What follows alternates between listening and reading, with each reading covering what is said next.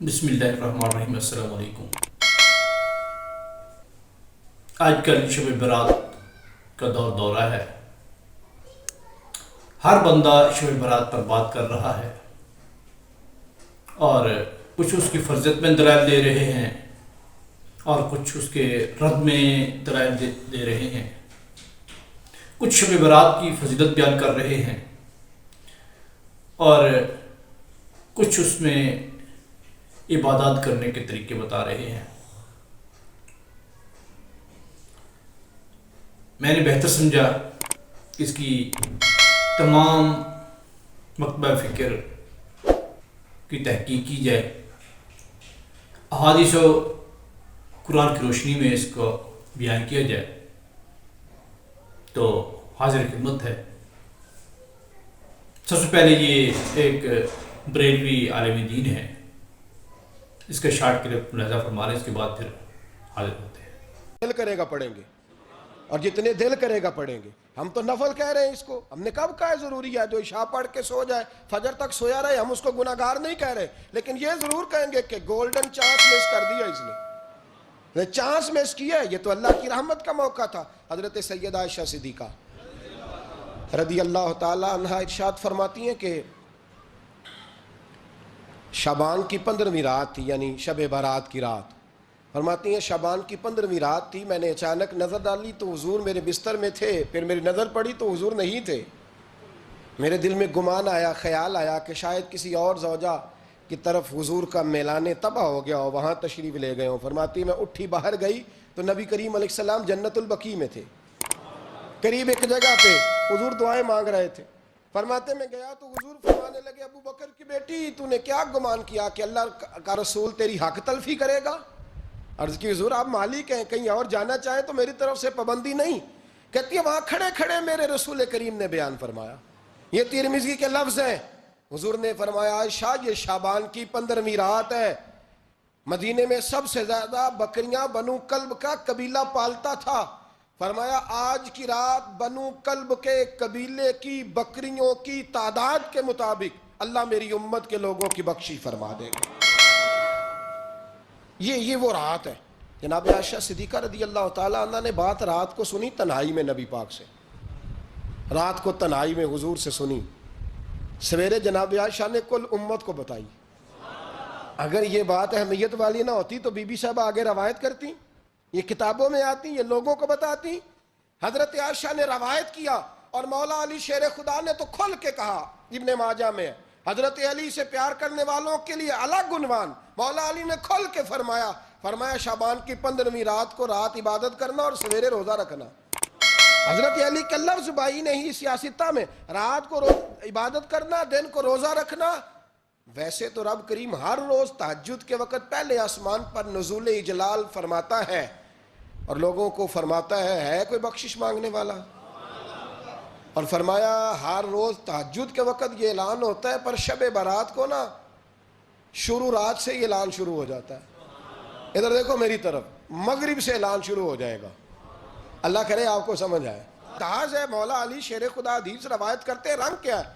فرمایا باقی راتوں میں نا تھوڑا سا پیکج ہوتا ہے، تھوڑا سا آخری حصے میں رات کے، شب برات کو نا رات چڑھتے ہی اللہ پہلے آسمان پر جو اس کی شان کے لائق ہے نزول جلال فرماتا ہے، اور پہلا جملہ یہ فرماتا ہے کوئی معافی مانگنے والا؟ اللہ کرے آپ کو سمجھ آئے، یعنی معافی دینے والا کہہ رہا ہے چلو آؤ ادھر آؤ ذرا معافی مانگو، میں معاف کرنے آیا ہوں، مانگو معافی۔ ہے کوئی معافی مانگنے والا؟ معاف کر دیں گے۔ اور آپ فرماتے ہیں ہے کوئی رزق مانگنے والا؟ اور میں نہیں کہہ رہا، مولا علی شیر خدا فرما رہے ہیں، اور وہ خود نہیں فرما رہے، وہ نبی پاک کا فرمان نقل کر رہے ہیں، اور وہ رسول اللہ صلی اللہ علیہ وسلم کی بات نہیں بیان کر رہے، وہ کہتے ہیں رب فرماتا ہے کوئی روزی مانگنے والا؟ سارے سیٹھوں نوابوں جاگیرداروں کے پاس جا جا کے تھک گئے ہو، ایک دن میرے کہنے پر، ایک رات، ایک دیہڑی ذرا شب برات والی لگا کے تو دیکھو۔ فرمائے اس رات جو اولاد مانگے گا رب اسے بھی عطا فرمائے گا، اس رات جو اللہ سے بخشش مانگے گا اللہ اسے بھی دے گا، اس رات جو رب کریم سے عزت مانگے گا اللہ اسے بھی عطا کرے گا۔ شارحین نے لکھا اس رات جو رب سے پردہ پوشی مانگے گا اللہ اسے پردہ پوشی بھی عطا کرے گا۔ جو جنت کا سوالی ہوگا رب اپنے فضل سے عطا فرمائے گا۔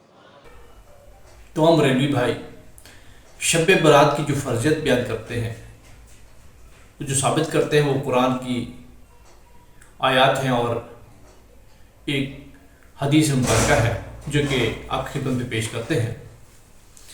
سب سے پہلے وہ جو آیت پیش کرتے ہیں وہ کرتے ہیں سورہ دخان کی آیت، بسم اللہ الرحمن الرحیم، اِنَّا أَنزَلْنَاهُ فِي لَيْلَةٍ مُبَارَكَةٍ إِنَّا كُنَّا مُنذِرِينَ فِيهَا يُفْرَقُ كُلُّ أَمْرٍ حَكِيمٍ،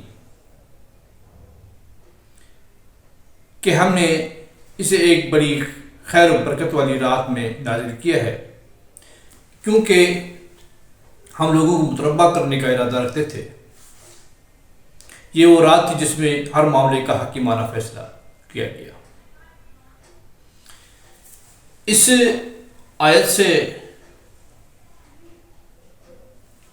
یہ ثابت کرنے کی کوشش کرتے ہیں کہ یہ شب برات کے بارے میں اللہ تعالیٰ نے نازل فرمائی ہے، اور اس میں کلیئر بات ہے کہ قرآن کے نزول کی، کہ اس کو ہم نے شب برکت میں نازل کیا ہے۔ لیکن تمام علماء دین، تمام مکاتب فکر اس پر متفق ہیں کہ یہ شب قدر کے بارے میں بات کی گئی ہے، نہ کہ شب برات کے بارے میں۔ شب برات کے بارے میں انہوں نے خود بنا لی ہے، جبکہ اصل بات یہ ہو رہی ہے قرآن کے نزول کی۔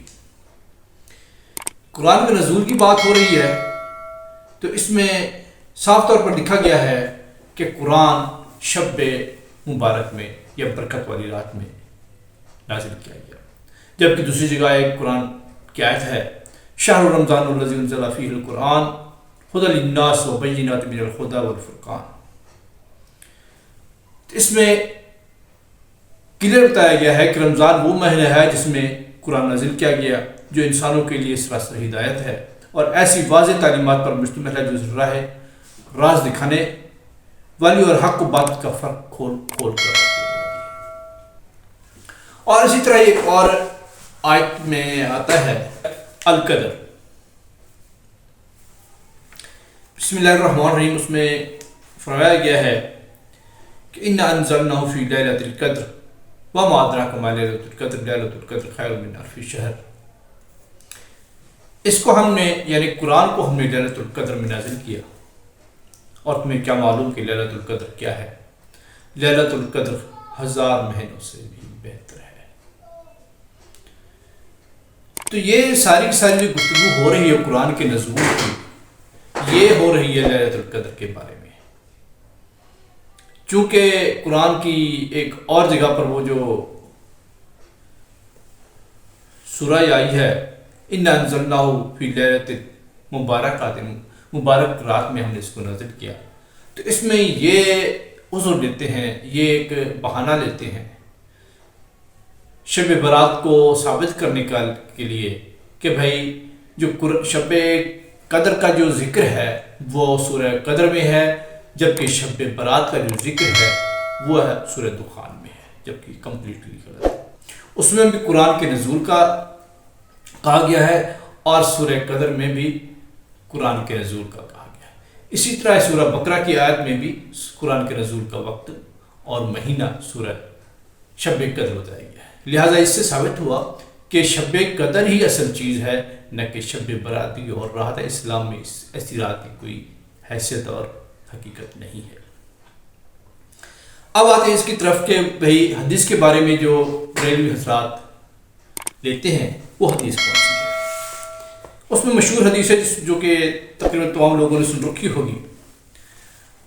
اس حدیث کے جو حوالہ ہے وہ ترمذی شریف میں ہے، ترمذی جامع ترمذی میں اس کا نمبر ہے 739، سنن ابن ماجہ میں اس کا نمبر ہے 1389، اور اس طرح مشکات میں اس کا نمبر ہے 1299۔ ترمذی کے مطابق یہ ضعیف حدیث ہے، اور اسی طرح اس میں انہوں نے نوٹ دیا ہے کہ جب میں نے اپنے استاد امام بخاری سے پوچھا تو انہوں نے بھی اس کو ضعیف قرار دیا۔ یہ کمزور کمزور روایت ہے، جس میں حضرت عائشہ سے مروی ہے کہ حضرت عائشہ فرماتی ہیں کہ 15 شب کی رات تھی، اس رات اللہ کے نبی کی باری میرے پاس تھی، جب میری رات کو آنکھ کھلی تو میں نے حضور صلی اللہ علیہ وسلم کو اپنے بستر پر نہ پایا، جب میں باہر نکلی تو دیکھا کہ اللہ کے نبی قریب ہی جنت البقیع میں ٹھہرے ہوئے ہیں، وہاں ہاتھ اٹھا کر مردوں کی بخشش کے لیے دعا مانگ رہے ہیں۔ میں قریب گئی تو اللہ کے نبی نے فرمایا، اے ابو بکر کی بیٹی، کیا تو نے یہ سمجھ لیا تھا کہ اللہ کا رسول تیرا حق مارے گا؟ کبھی بھی نہیں۔ مزید فرمایا کہ آج کی رات اللہ تعالیٰ آسمان دنیا پر اتراتے ہیں، اور بنو کرب جس کی بکریاں تمام لوگوں سے زیادہ تھی، ان بکریوں کے بالوں کے برابر میری امت کے لوگوں کو بخش دیتے ہیں۔ تو یہ وہ حدیث تھی جس کے بارے میں بریلوی حضرات نے یہ عذر دیا کہ یہ شب برات کے بارے میں ہے، جبکہ یہ انتہائی کمزور حدیث ہے۔ اس کے ساتھ ساتھ ایک اور حدیث ہے جو کہ سنن ابن ماجہ میں 1390 اور مشکات شریف میں 1306، یہ بھی ضعیف حدیث ہے۔ اس میں فرمایا گیا ہے کہ اس رات اللہ تعالیٰ سب کی مغفرت کر دیتا ہے سوائے شرک کرنے والوں کے اور مسلمانوں کے باروں میں دل میں کینہ رکھنے والوں کے۔ یہ بھی ضعیف حدیث ہے، کیونکہ اس روایت میں 2 راوی ہیں جو کہ ان سے روایت کر رہے ہیں، جو کہ مدلس راوی ہیں۔ جناب والا اس سے یہ ظاہر ہوتا ہے کہ اس رات کے بارے میں قرآن میں یا احادیث میں کوئی سرے سے بات ہی نہیں ہے۔ ضعیف احادیث کیونکہ بہت ساری تعداد میں ہے، تو لہٰذا مولانا البانی صاحب نے اس کو حسن درجے کی کہا ہے۔ حسن درجے کی حدیث کے بارے میں یہ آتا ہے کہ اگر جو اس میں فرضیت یا اعمال کا دار و مدار نہیں ہوتا، لیکن اگر ان کے اندر عبادت کی جائے ان کے مطابق تو کوئی حرج نہیں ہے، اگر وہ فرضیت بھی نہیں ہوتی اور نہ ہی اس کے وجوب و سنت ہوتے ہیں۔ صحیح مسلم میں ہے، حدیث نمبر ہے 2684 اور مشکات میں ہے 2052۔ تم میں سے کوئی شخص بھی شب جمعہ کو عبادت کے لیے اور جمعہ کو روزے کے لیے مخصوص نہ کرے، الا یہ کہ کوئی پہلے سے کرتا آ رہا ہو، جبکہ عبادت کے لیے یا روزے کے لیے شب جمعہ یا جمعہ کو مخصوص کرنے کے لیے بھی اللہ کے نبی نے حکم نہیں دیا، جبکہ جمعے کی فضیلت اتنی فرمائی گئی ہے کہ ایک حدیث میں مسلم میں آتا ہے کہ جمعہ تمام دنوں کا سردار ہے، اس دن آدم علیہ السلام پیدا ہوئے اور اسی دن ہی قیامت آئے گی۔ جب جمعے کے دن میں ایسا کرنے کے لیے نہیں کہا گیا تو اور دن اس سے افضل کہاں ہو سکتا ہے؟ ابو داؤد ترمذی میں حدیث ہے، جمعے کے دن مجھ پر کثرت سے درود پڑھا کرو کیونکہ اس دن درود مجھ پر پیش کیے جاتے ہیں۔ یہ تمام باتیں ایک طرف، سب سے پہلے یہ دیکھ لیا جائے کہ جو حدیث پیش کرتے ہیں حضرت عائشہ صدیقہ والی، اس میں حضرت عائشہ صدیقہ فرماتی ہیں کہ میں نے رات کو اٹھ کے دیکھا کہ اللہ کے نبی جنت البقیع میں ٹھہرے ہوئے ہیں۔ 1 منٹ کے لیے اگر اس کو سوچ لیتے ہیں کہ اللہ کے نبی چپکے سے گئے، وہاں کھڑے ہو کر دعا کی اور تمام لوگوں کی مغفرت کے لیے بخشش کی دعا کی اور واپس آ گئے۔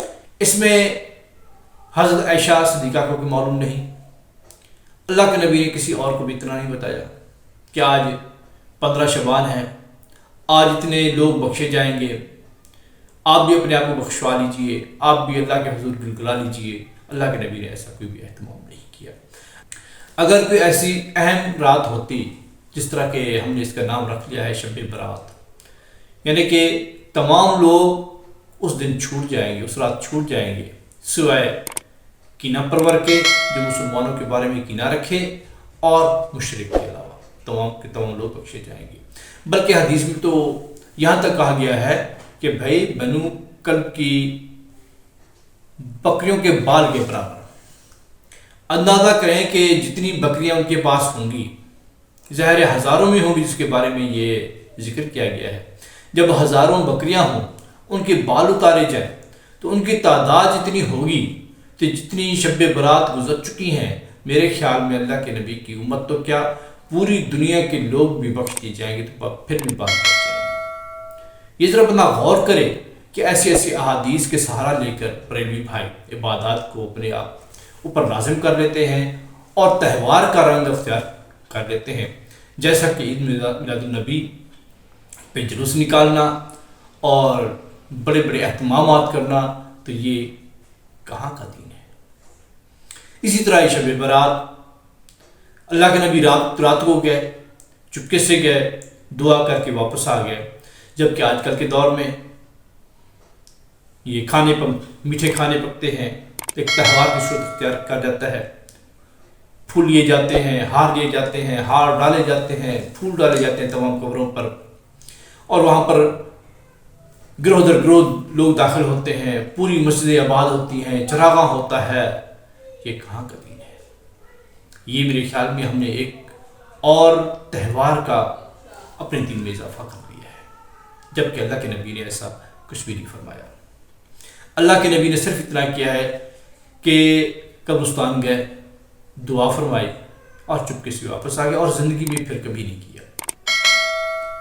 जबकि हज़रत आयशा सिद्दीक़ा कर रही हैं, इसको ज़ाहिर वो कर रही हैं, उनकी रिवायत है। अगर उनकी रिवायत है तो फिर अगले साल या उससे अगले साल या अल्लाह के नबी की ज़िंदगी के बाद कभी हज़रत आयशा सिद्दीक़ा ने इसका एहतमाम क्यों नहीं किया। तमाम सहाबा की वो उस्ताद मानी जाती थी, अहादीस उनसे लोग सीखते थे, तो फिर उन्होंने इतनी बड़ी बात क्यों छुपाए रखी। उसके बाद फिर क्यों मरवी नहीं ये बात, फिर उनका एहतमाम क्यों किसी और साहबी ने देखा। हज़रत अबू बकर सिद्दीक़, हज़रत उमर फारूक, हज़रत अब्दुल्ला बिन उमर, अब्दुल्ला बिन मसऊद, हज़रत अली, हज़रत उमर, कितने सहाबा गुजरे हैं, जलीलुल क़द्र सहाबा। तमाम लोग एक दूसरे से बढ़ चढ़ कर अल्लाह के दीन के शुजाई, अल्लाह के दीन की इबादत में बढ़ चढ़ कर हिस्सा लेने वाले, उनसे ये कैसे गुजर रहे हैं। हकीकत ये है कि हम लोगों ने खुराफात को दीन में दाखिल करने का एक ज़िम्मा ले लिया है। जितना जोर अब लगाया जा रहा है, इतना जोर शायद शब कदर में नहीं लगाया जाएगा।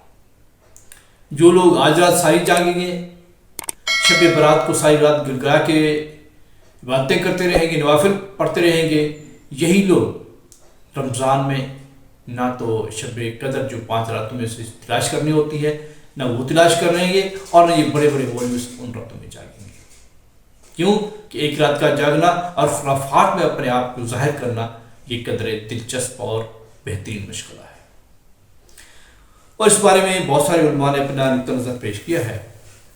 इनमें मौलाना मौदूद रहमतुल्लाह अलैह, डॉक्टर इसरार अहमद, मौलाना तारिक जमील साहब, तमाम लोगों ने इस रात की फर्जियत और फजीलत को रद्द किया है, और इतना कहा है कि अगर कुछ इबादत कर ली जाए तो गलत ना होगा। और इसी तरह ही मौलाना तारिक मसूद साहब, इंजीनियर मोहम्मद अली मिर्ज़ा साहब, और इस तरह ही बहुत सारे उलमा सिवाय देवबंदी उलमा के, तमाम ने इसका रद्द किया है। इसकी फजीलत पर, इसकी फर्जियत पर, इसके वाजिब होने पर बिल्कुल रद्द किया है, और ये कहा है कि अगर कुछ इबादत कर ली जाए कि अल्लाह के नबी से साबित है। इस हदीस के मुताबिक अल्लाह के नबी कब्रिस्तान गए, वहाँ पर मुर्दों के लिए दुआ की और चुपके से वापस आ गए। अगर इसमें कुछ नवाफिल का भी इजाफा कर लिया जाए तो कोई बात नहीं, लेकिन एक त्यौहार की शक्ल अख्तियार कर लेना यकीनन ये क़यामत के दिन पुरस्तिश का मकाम ज़रूर बन जाएगा। तो लिहाजा अल्लाह ताला से दुआ है कि हमें बिदअत से दूर रहने की और दीन हनीफ पर अमल करने की तौफीक अता फरमाए। व मा इल्ला बिल्लाह।